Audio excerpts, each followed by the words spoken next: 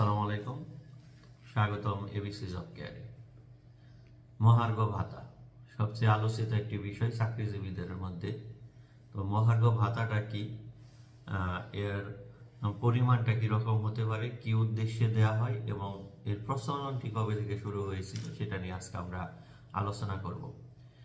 মহার্ঘ ভাতা হলো সরকারের বলা যায় যে সরকারি এবং বেসরকারি। বেসরকারি বলতে একদম প্রাইভেট এগুলো বোঝাতে চাচ্ছি না, বিভিন্ন এমপিওভুক্ত যে স্কুল কলেজগুলো আছে এরা, এবং সরকারি বিভিন্ন রাজস্ব খাতভুক্ত প্রতিষ্ঠান, একদম মানে সরকারি সংস্থা, সরকারি কোম্পানি, স্বায়ত্তশাসিত সব ধরনের প্রতিষ্ঠানের কর্মকর্তা কর্মচারীরা পাবেন। এটা বেসিকের সাথে সামঞ্জস্য রেখে দেওয়া হয় একটা পার্সেন্টেজ হিসাবে। যেমন বৈশাখী ভাতা দেওয়া হয়, কিছুদিন আগে বিশেষ প্রণোদনা দেওয়া হয়েছিল যে 5% ইত্যাদি এরকম। তো মহার্ঘ ভাতার বিশেষ সংজ্ঞাটি হলো যে দ্রব্যাদির মূল্য যদি ব্যাপক হারে বেড়ে যায় তাহলে চাকরিজীবীদের জীবনযাপন কুলিয়ে ওঠার জন্য যে বিশেষ ভাতার প্রচলিত আছে এই ভাতাকে মূলত মহার্ঘ ভাতা বলা হয়। এই মহার্ঘ ভাতাটি বেসিকের সাথে বেসিক্যালি 10 থেকে 20% হয়ে থাকে।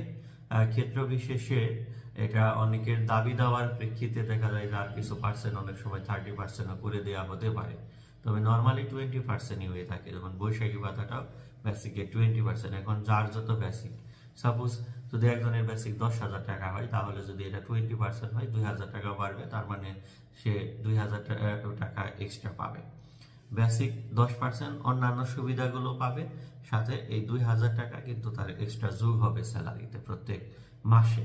এই মহার্ঘ ভাতাটি পাবেন। আর এই মহার্ঘ ভাতা চালু হয়েছিল দ্বিতীয় বিশ্বযুদ্ধের পর থেকেই মহার্ঘ ভাতার প্রচলনটি আছে। তাকে অনেকে একে খাদ্য ভাতা বলে আখ্যায়িত করে থাকে। আর বর্তমানে বাংলাদেশের প্রেক্ষিতে অন্তর্বর্তীকালীন সরকার এই মহার্ঘ ভাতা দেওয়ার একটি সিদ্ধান্ত গ্রহণ করেছে। তার জন্য 7 সদস্য বিশিষ্ট একটি কমিটিও গঠন করেছে। তো সমকাল পত্রিকায় আপনারা দেখতে পাচ্ছেন, এই স্ক্রিনে দেখাচ্ছে যে সমকাল পত্রিকার মধ্যে কিন্তু এ নিয়ে একটা নিউজও পাবলিশ করা হয়েছে।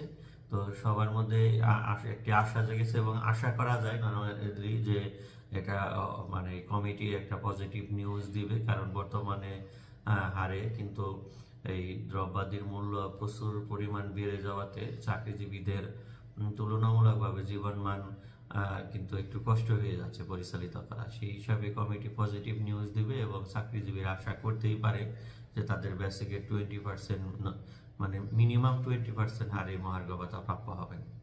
সবার জন্য শুভকামনা। আল্লাহ হাফেজ।